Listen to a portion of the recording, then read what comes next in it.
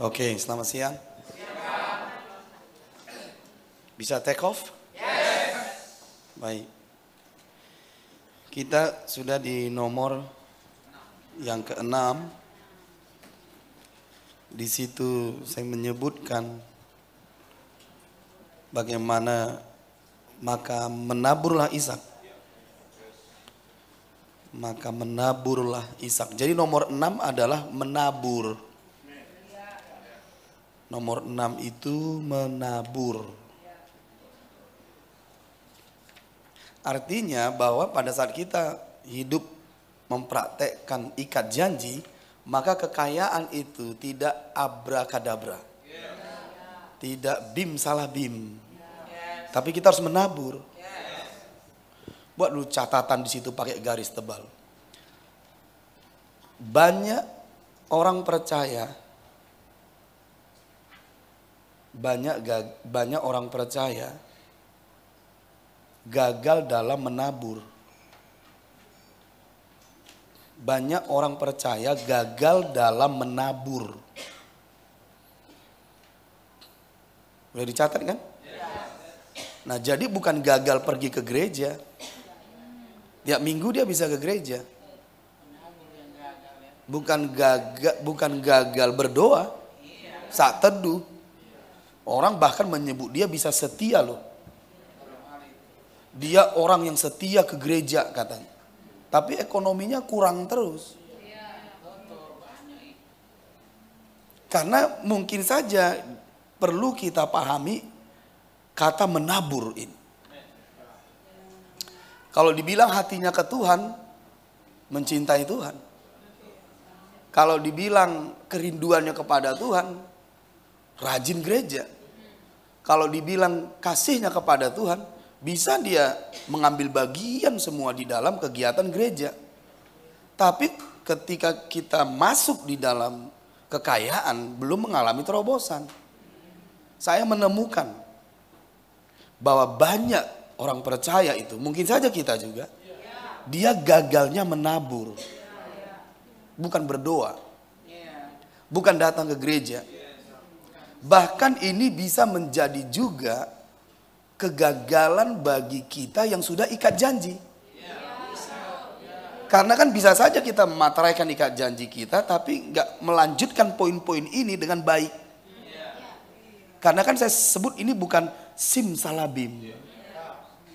Bukankah Ishak menabur? Kan? Artinya ada dia do something, dia harus melakukan sesuatu. Dia harus bekerja gitu.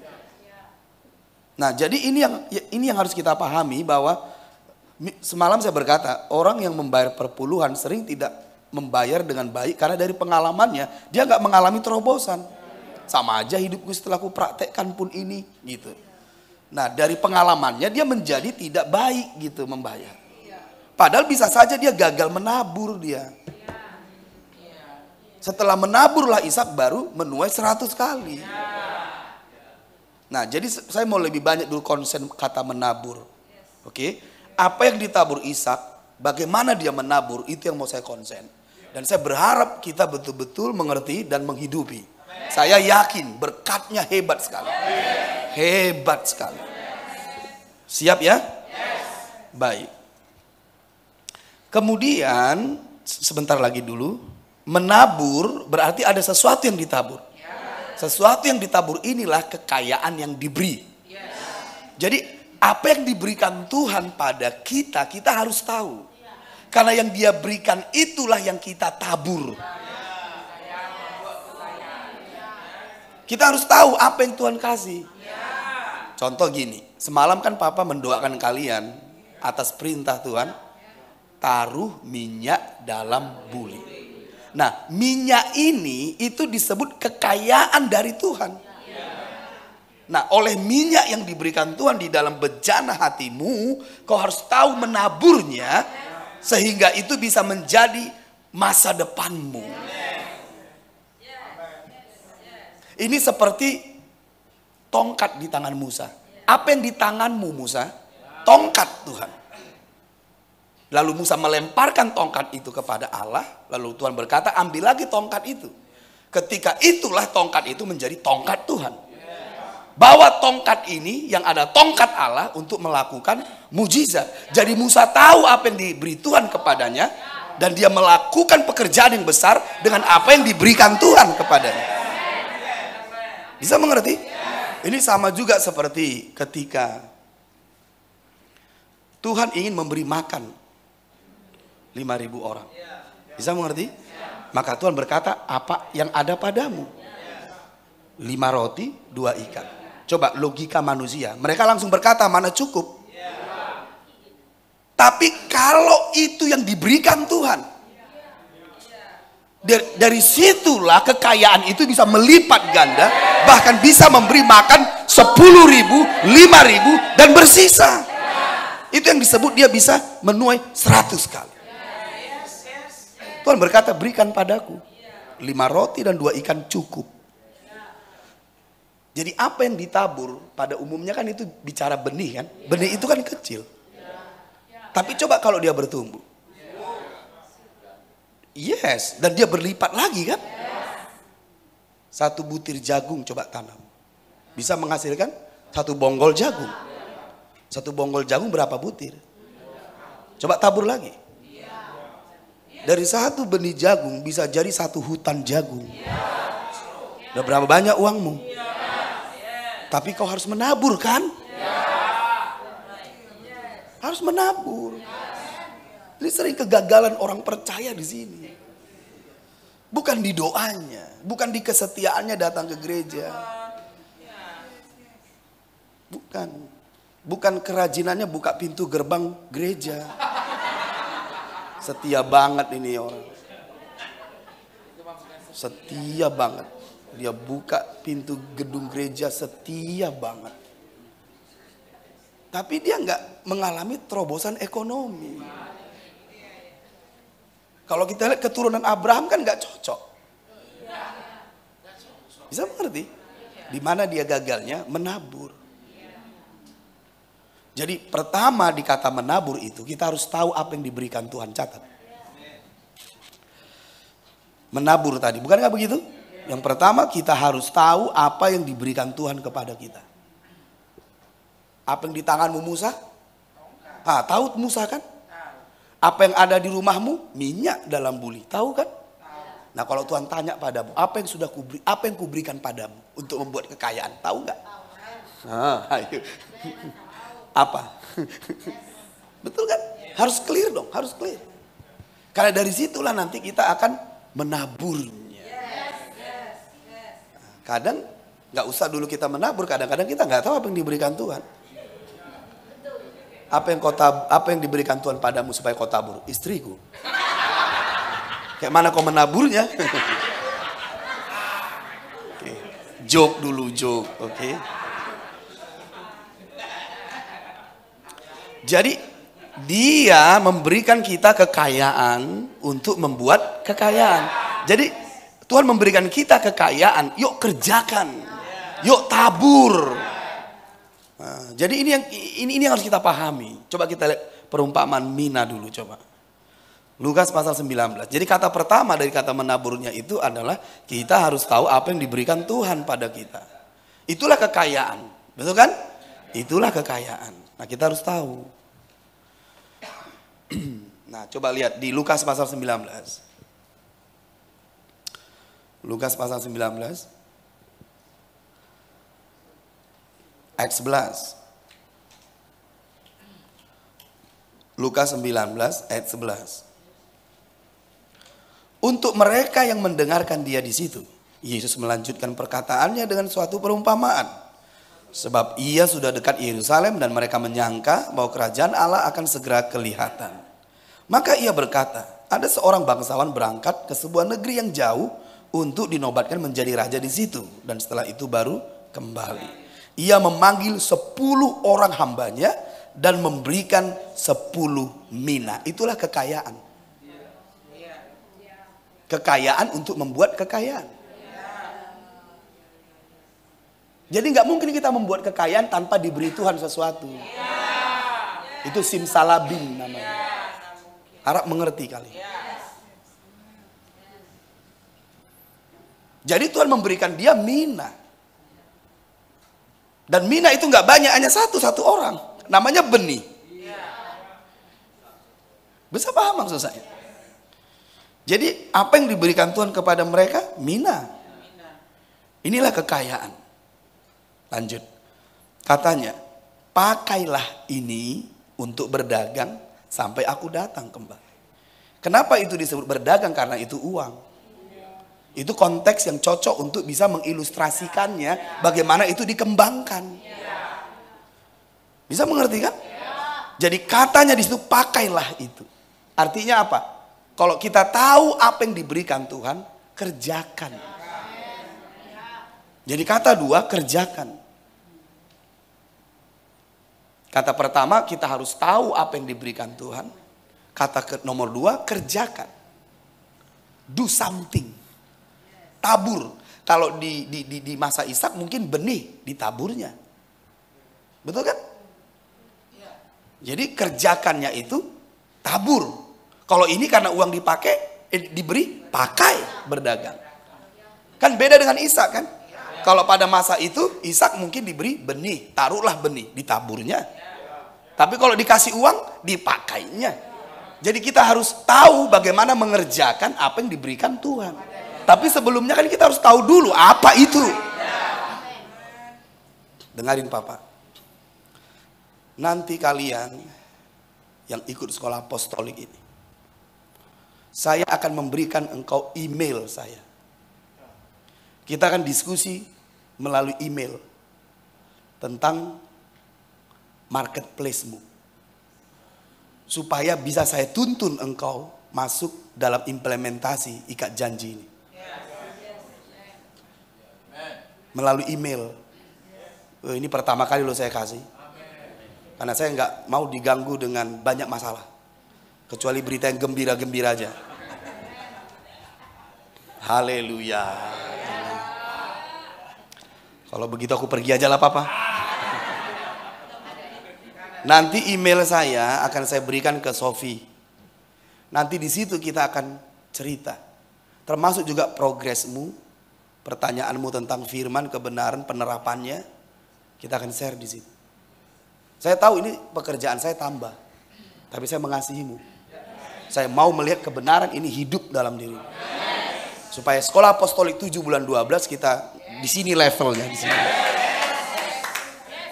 Karena saya tahu tugas saya tahu tanggung jawab saya. Bahwa saya harus melihat bagaimana benih ini bertumbuh, berkembang, berbuah dalam hidup kalian. Karena membalas satu email pekerjaan loh. Apalagi kalau emailmu itu 10 halaman harus dibaca. Kecuali kalau WA kan mudah kan. Kalau email kan lebih harus.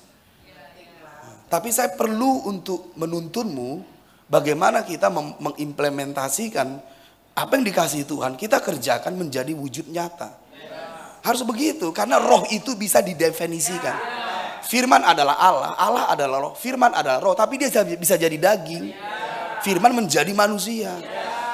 Bisa dilihat, dipegang, dijamah, dibuktikan. Itulah ajaibnya. Jadi kita nggak boleh mendengar firman tapi nggak tahu menghidupi, mempraktekkan. Berarti apa yang ada dalam roh nggak bisa kita lihat nyata. Nggak boleh. Pada mulanya adalah firman. Firman itu bersama dengan Allah dan firman itu adalah Allah adalah roh. Berarti firman adalah roh. Tapi firman bisa jadi daging.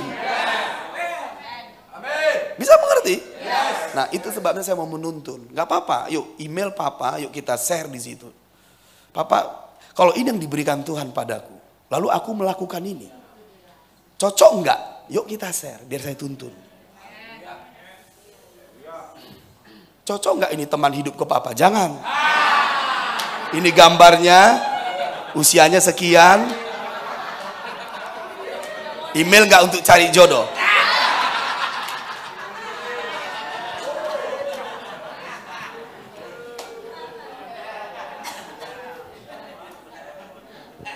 Saya serius, saya ingin kita masuk dalam ikat janji kekayaan. Karena Indonesia yang baru memerlukan sumber-sumber yang banyak.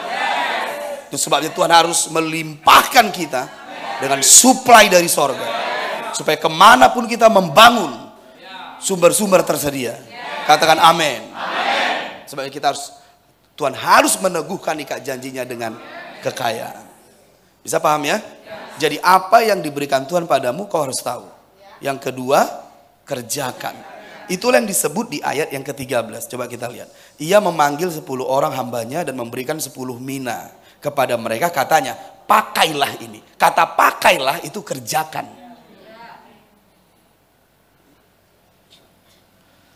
Saya pasti tahu banyak hal yang Tuhan sudah berikan pada kita. Masalah kita di nomor 2, nggak kita kerjakan, nggak kita pakai, nggak kita seriusin gitu loh untuk diimplementasikan gitu. Kita biarin aja begitu. Hati-hati loh kalau minamu tidak kita kerjakan, kita disebut hamba yang jahat. Hamba yang jahat gitu. Coba kita lihat. Ayat 14. Akan tetapi orang-orang sebangsanya membenci dia, lalu mengirimkan utusan menyusul dia untuk mengatakan, kami tidak mau orang ini menjadi raja atas kami.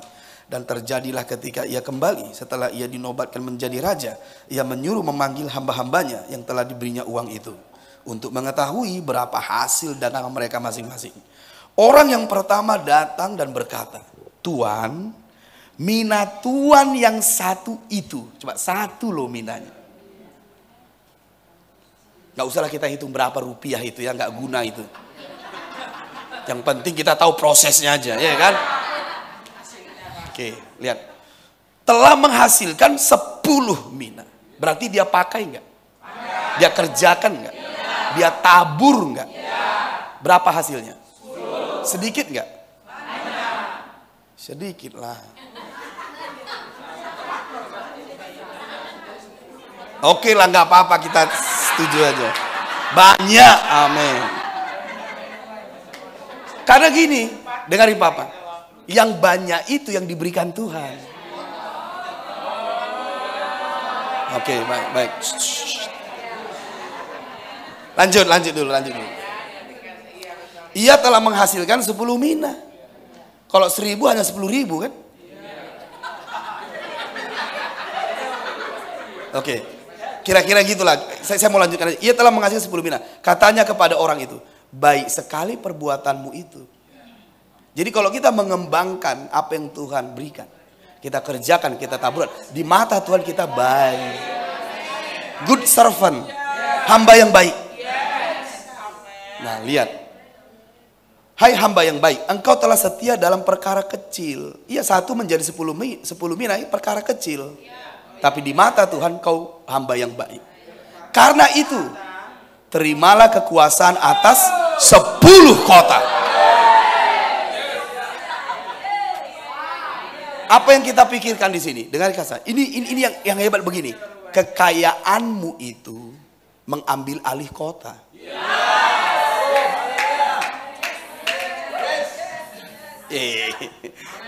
Makanya kekayaanmu kalau hanya membangun sesuatu itu belum, harus mengambil kota. Itulah kekayaan Abraham. Kekayaan ikat janji itu bukan hanya sekedar banyaknya harta kita, tapi dia mengambil alih kota. Kita memiliki kekuasaan atas kota, masyarakat kota, status masyarakat di dalam kota. Oleh wealth, oleh kekayaan kita itu, kita ambil. Kau hanya diberi 1 mina loh.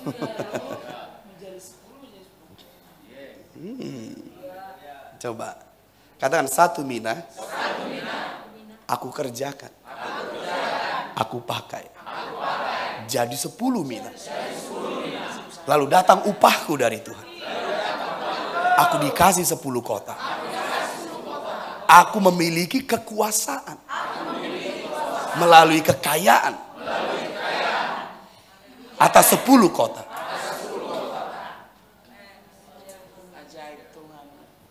Oke? Apa tadi nomor 1 kata menabur? Oke. Apa yang kedua? Oke. Nomor 1 kita tahu dikasih Tuhan. Kita pakai dapat 10. Nah, untuk Tuhan memberi upah 10 kota, apa yang kita lakukan di situ? Rahasianya menurut kalian? Coba. Ya kerjakan minamu, oke. Kan kita dapat 10 tadi. Apa di situ yang menjadi rahasianya? Sampai Tuhan kasih 10 kota. Oke, very good. Kata setia itu sebenarnya di kitab Amsal rajin. Yuk kita lihat dong, Amsal 12. Jadi ada 3 kata kunci di menabur. Tahu apa yang diberi Tuhan, pakai dan rajin. Amsal 12. Makanya nggak bisa nggak rajin anak Tuhan. Nggak bisa nggak rajin. Amsal 12. Amsal 12 ayat 24. Amsal 12 24. Tangan orang rajin memegang kekuasaan, tetapi kemalasan mengakibatkan kerja paksa. Jadi apa yang membuat dia memegang kekuasaan, apa yang membuat Tuhan memberikan dia kekuasaan 10 kota, karena apa yang diberi Tuhan kepadanya dia kerjakan dengan rajin. Itulah menabur Ishak. Sederhana, 3 kata aja kau pegang. Tahu yang diberi Tuhan, pakai, kerjakan, dan rajin. Tekun. Haleluya. Tuhan akan memberikanmu kekuasaan atas kota-kota. Karena apa yang diberikan Tuhan itu jauh lebih besar, lebih banyak dari yang kau berikan. Hebat Tuhan itu. Kita kadang susah menemukan orang rajin di gereja. Kecuali di Pontar Bantin ini. Katakan amin, amin. Hari ini adalah hari yang baru, yang baik, yang hebat bagi kita semua. Amin, amin. Ada orang datang ke gereja, memang dia setia gitu, tapi dia nggak tahu apa yang diberikan Tuhan. Dia nggak tahu memakainya. Nah, di email ini nanti kita akan share, kita akan discuss, kita akan strategik sampai itu betul-betul bisa nyata. Jadi kan nggak perlu datang ke mari untuk share dengan Papa, melalui email kita datang. Melalui email kita share, oke? Nah, jadi tangan orang rajin memegang kekuasaan. Ingat itu. Tangan orang rajin. Makanya kita nggak boleh malas. Katakan kanan kiri, nggak boleh malas. Orang malas, tidak ada di sorga.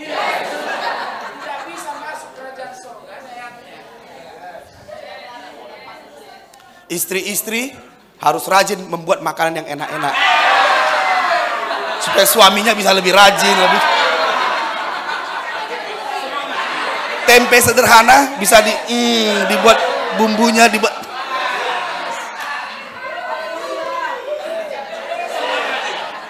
Sehingga dia berkata, cintaku padamu selalu bertambah.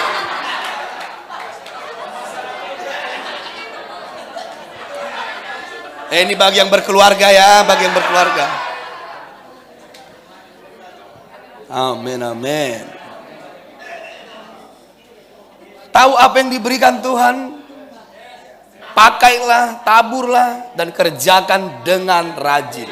Saya mau anak-anak Papa semuanya rajin-rajin. Yang pelajar rajin belajar. Yang mahasiswa rajin belajar. Kalau kita diberi anugerah IQ, tingkat intelijensi yang tinggi, jadi ranking 1. Sekolah lebih tinggi. Tapi kalau kau diberi karunia di tangan, coba temukan apa itu. Melukiskah, menggambarkah, dan yang lain-lain. Mari terus upgrade itu. Karena nggak semua kita diberi intelijensi yang tinggi. Bisa saja dia di tangan tinggi, di kaki tinggi. Nggak selamanya di intelijensi tinggi. Tapi karunia tangan kita bisa tinggi. Bukan mukuli orang. Janganlah mukuli orang, bonyok-bonyok. Rajin dia tapi piat.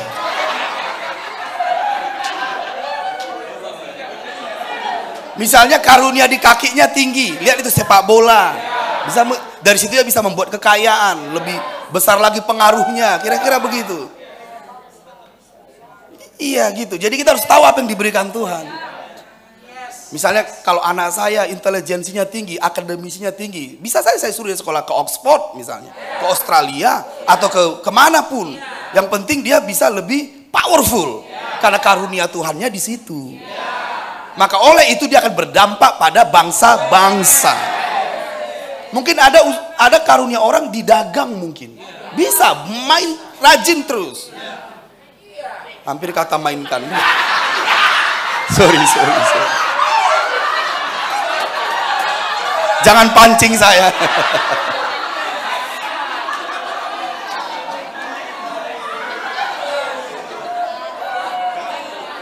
Oke. Baik, sudah bisa mengerti? Semua kita harus rajin. Kanan kiri, harus rajin. Orang yang rajin memegang kekuasaan. Haleluya. Jadi kata menabur tadi apa?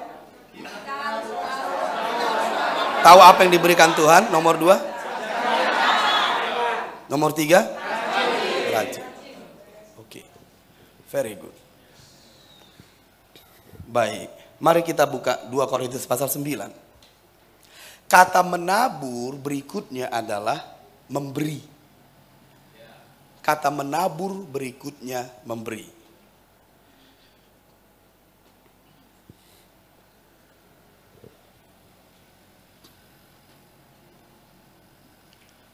Jadi kata menabur yang tadi adalah sudah kita jelaskan 1, 2, 3 bukan?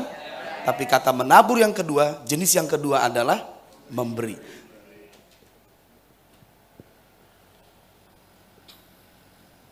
Kata menabur yang pertama, tahu apa yang diberikan Tuhan? Kerjakan dengan rajin. Oke?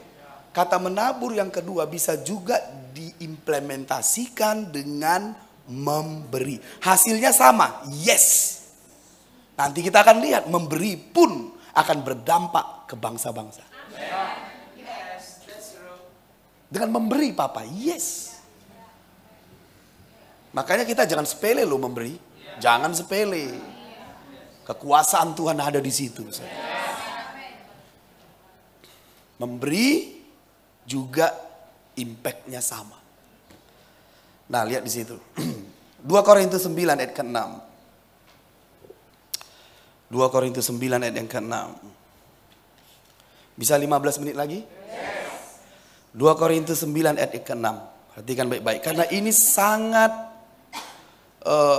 sangat memerlukan fokus. Jadi saya mau kalian betul-betul fokus di sini. Oke? Karena kalau miss sedikit nggak ngerti nanti. Oke, siap ya? Oke, 2 Korintus 9 ayat ke-6. Camkanlah ini. Orang yang menabur sedikit akan menuai sedikit juga. Dan orang yang menabur banyak akan menuai banyak juga. Hendaklah masing-masing memberikan menurut kerelaan hatinya. Stop dulu.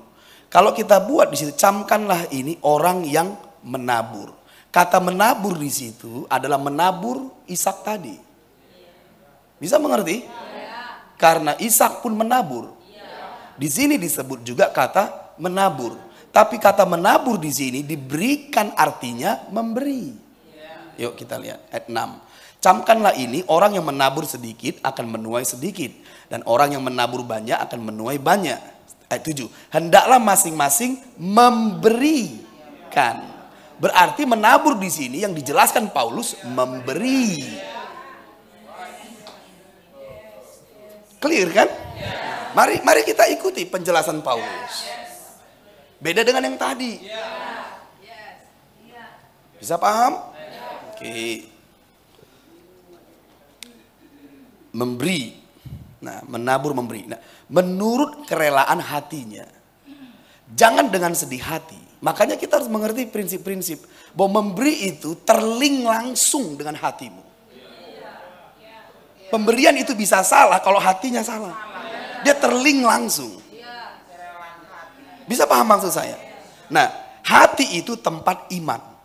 Hati itu tempat Tuhan. Jadi kalau di hati kita tidak benar seperti kita memberi, pemberian kita jadi tidak benar. Karena memberi itu perkara Tuhan.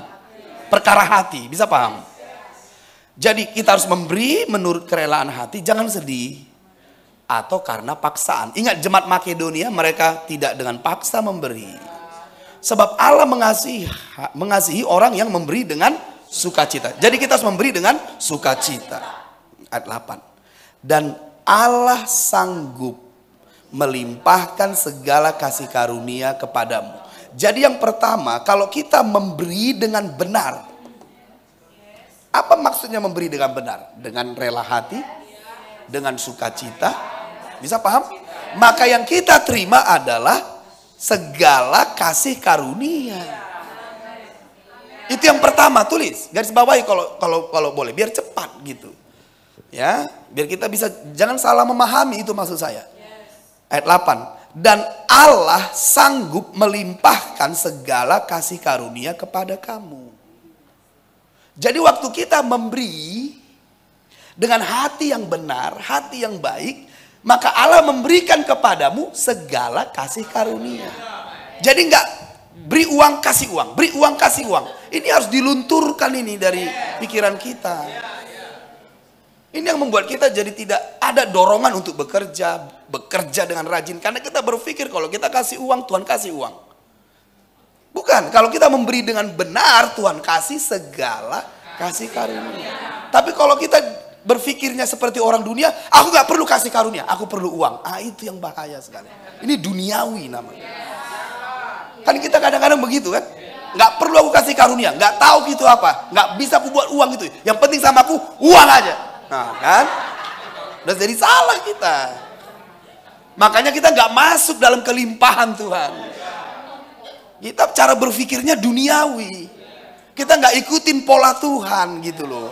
Anak Tuhan harus ikuti pola Tuhan. Jadi kita harus ngerti dong, kalau saya beri, sekalipun itu benar konsepnya, yang diberikan Tuhan segala kasih karunia. Clear? Lanjut. Allah sanggup melimpahkan segala kasih karunia kepadamu. Supaya, nah lihat, kasih karunia ini memberi efek padamu. Kita harus tahu dong, efek kasih karunia Tuhan itu ini, ya. Supaya kamu senantiasa berkecukupan di dalam segala sesuatu. Lihat itu kan. Jadi yang mengerjakan setelah Tuhan memberikan kasih karunia dirimu. Karena kasih karunia itu harus dikerjakan. Masuk lagi tadi ke menabur yang tadi, kita harus kerjakan.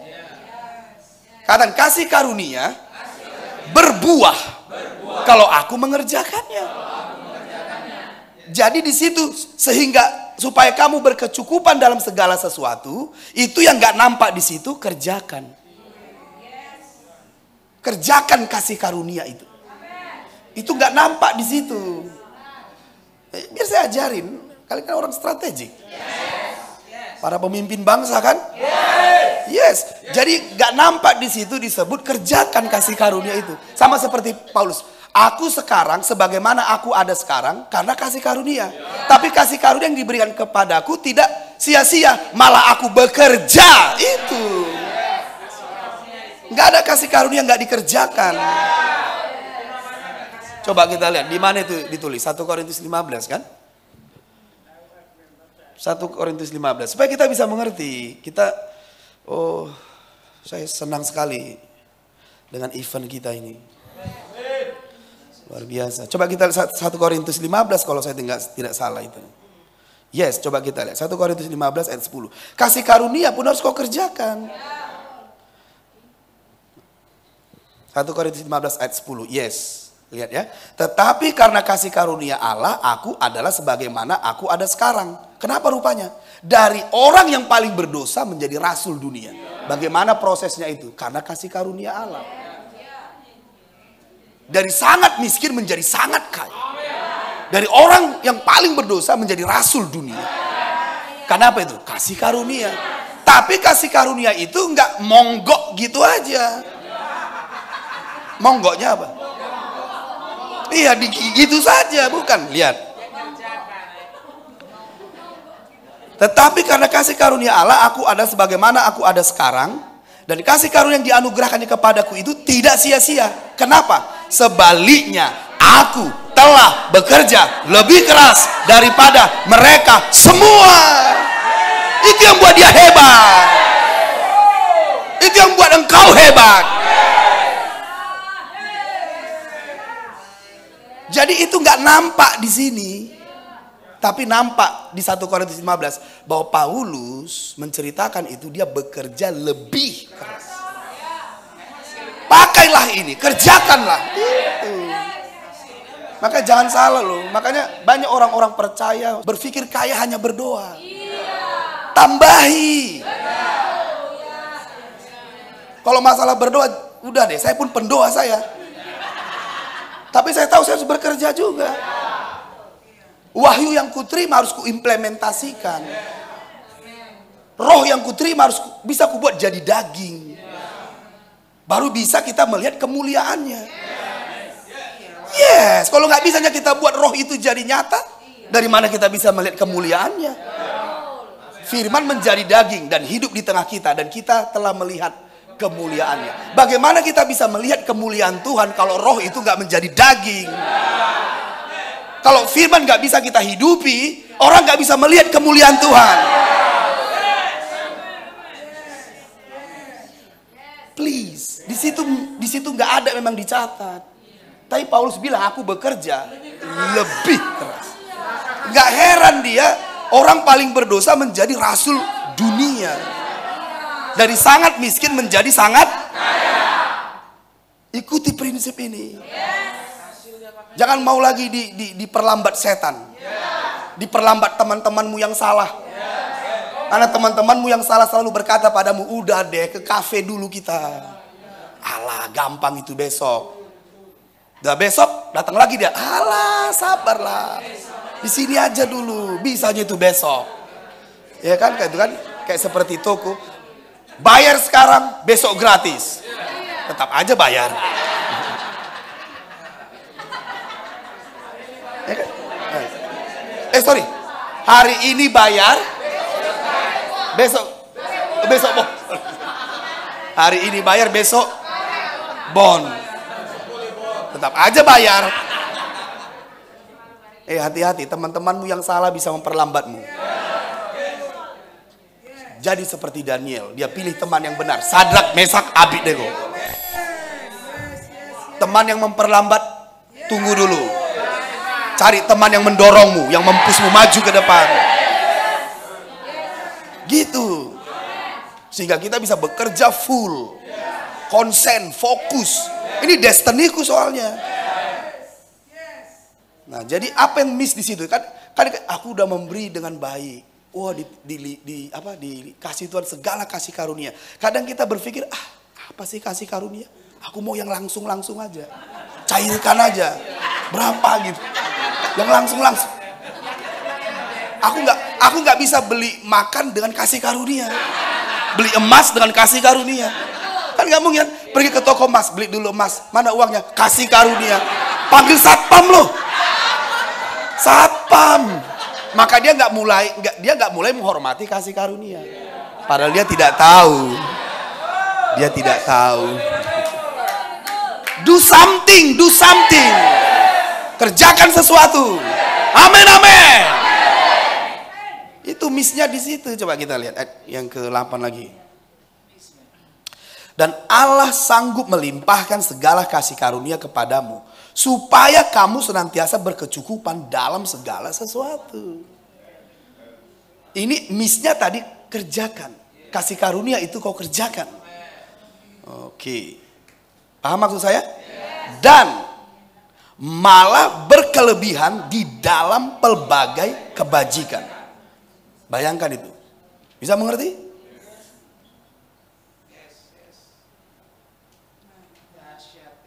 Ingat, coba lihat di yang ke-8 tadi. Allah sanggup melimpahkan segala kasih karunia kepadamu supaya kamu senantiasa semua dalam kekayaan selalu 3 grade-nya. 100 kali, 60 kali, 30 kali, 60 kali, 100 kali. Kaya, kian lama kian kaya sehingga sangat. Ini pun nanti kita lihat 3 grade-nya.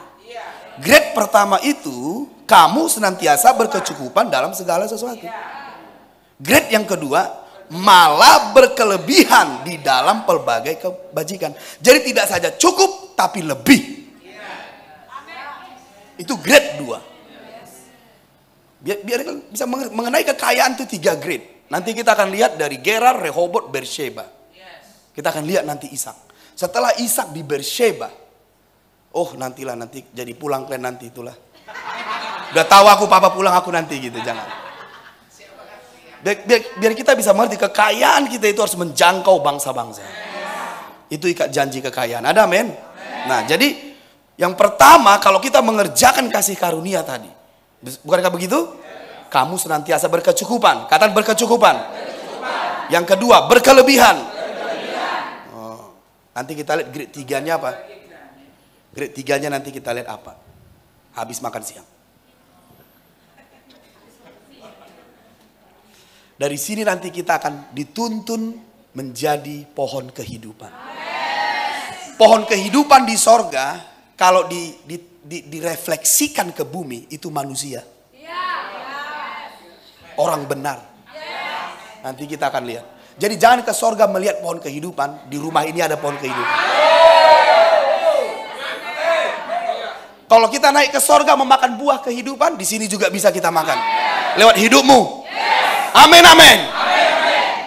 Haleluya. Mari bangkit berdiri. Kita akan lihat di situ semuanya. Bapak terima kasih Tuhan. Ajaib sekali firman-Mu, kebenaran, penyingkapan, pewahyuan-Mu. Mata kami terbuka, telinga kami terbuka, hati kami terbuka. Mari berdoa bahasa roh 1 menit anak-anakku. Supaya kau bisa menerima, mereceive semua kebenaran, pewahyuan. Oh yang Tuhan nyatakan padamu. Demi nama Yesus. Soboko malekra bahai. Lebondo bokolah besente. Ramakabahande hilera sokorobo rabai. Mari lebih agresif, naikkan tonnya, naikkan intensitasnya. Biar ini ditanam di hatimu. Ini kebenaran yang akan membawamu berdampak bagi bangsa-bangsa. Oh, naikkan lagi tonnya. Come on. Lo sobobo rakibiando bahai. Oh, rabakada bahandere nebere rabakada bahai. Hi mesoboro bahandere neberente. Rebeke namara rabakana muraba rabakana marene nebere benderi andorologo. Rabakana marabakana marene nebere besheke. Roboko namara rabai. Rebere benderi andorologo bondere bianda. Sherebere rabande rebere Roboko namara bakana marene nebere Rika manande roboto kora marara rabai rebele benderi ando robo shoko ibrede rebele breke namara rabai robo bobo shaka yare tene li roto mo shaka yere bai rebele benderi ando robo shikara mama indere tere raba sorianda le breke namara rabai robo mayere la raba Sherebeke na mararabako ne mere benderi anda roboko na marabaka na mararabai oh raya lireke teke ramarando rika manande rebe romo shakari anda raraba rika manande rebe rabai oh rika na shakari anda libreke na mararabai robo she roboko na marabai robo rabande rosata kuna mayanderebe robokona marabara bandere rianda oh ramayanderebe bawa kami masuk Tuhan bawa kami masuk Tuhan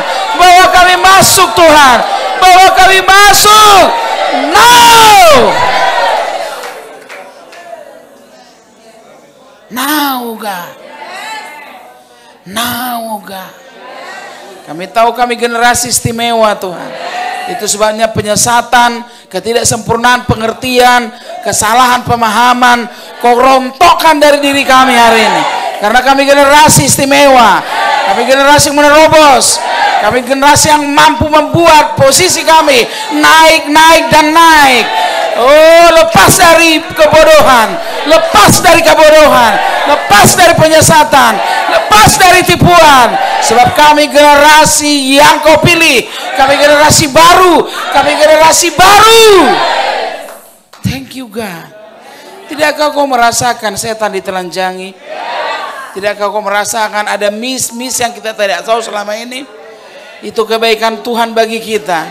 Beri kemuliaan kepada Roh Kudus. Beri kemuliaan kepada Roh Kudus. Oh, kami muliakan Roh Kudus. Saturation this place, oh God. Saturate this place. More saturation. More, oh God.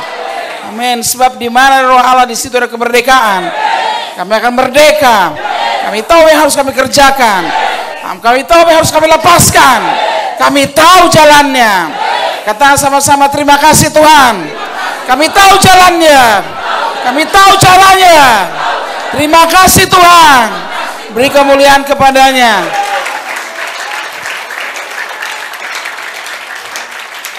Thank you Lord. Muliakan nama-Mu terus Tuhan. Muliakan nama-Mu terus. Sebab untuk itu kami ada. Memuliakan Engkau. Memasyurkan nama-Mu. Membuat semua apa yang Kau miliki kembali kepadamu. Indonesia yang baru, Medan yang baru, Aceh yang baru, Ambon yang baru, Jakarta yang baru, Indonesia yang baru. Itu sebabnya Kau melatih kami dengan bahan terbaik. Kau melatih kami dengan bahan terbaik. Beri kemuliaan kepadanya. Kau baik Tuhan. Kau baik Tuhan. Kau baik Tuhan. Kau baik. Kau baik Tuhan. Kau baik Tuhan. Kau baik Tuhan. Terima kasih Bapa. Kami sanjung, kami puji, kami hormati Engkau. Makin hari kami makin mengasihi-Mu. Nah, firman akan membawa kami ke Bapa. Firman akan membawa kami ke Bapa dan memuliakan Dia tanpa akhir. Terima kasih Bapa. Haleluya. Haleluya. Yang dimerdekakan bersama-sama katakan amin. Yes, God.